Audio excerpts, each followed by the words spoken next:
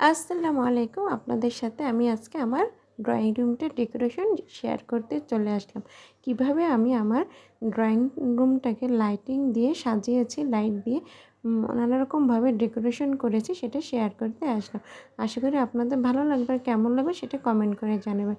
এই যে একটা কর্নারে আমি একটা সোফা রেখেছি, তার মাঝে সাইডেও একটা লাইট লাগিয়েছি।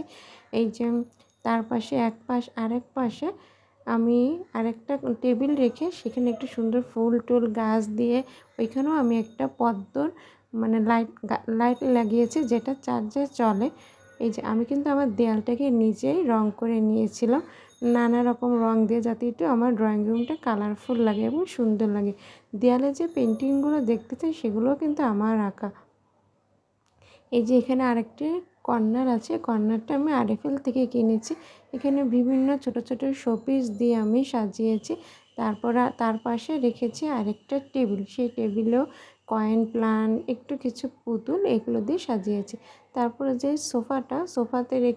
সোফাতেও খয়েরি রঙের কভার লাগানো, সেখানে উপরে আমি হলুদ রঙের কুশন কভার দিয়েছি, যেটা আমার মনে হয়েছে হলুদের উপরে খয়েরির উপরে হলুদটা বেশি সুন্দর লাগবে।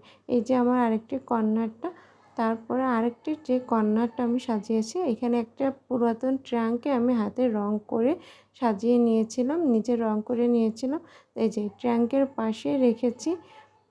তারপরে একটা টেবিল আছে, সেই টিভির ক্যাবিনেটটাকেও একটু ছোটো ছোটো শোপিস দিয়ে সাজিয়েছি। তার পাশে একটা বড় ফুলদানি রেখেছি।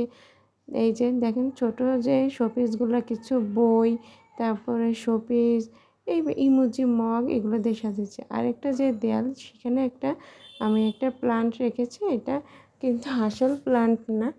এই যে আমার ড্রয়িং রুমটা এক সাইডের ভিউটা, উপরেও কিন্তু একটা লাইট লাগানো আছে। আমি জাস্ট চেষ্টা করেছি আমার মন মতন করে একটু ডেকোরেশন করা। জানি না আপনাদের কেমন লেগেছে, আর আপনাদের আইডিয়াটা কেমন, ভালো লাগবে কিনা।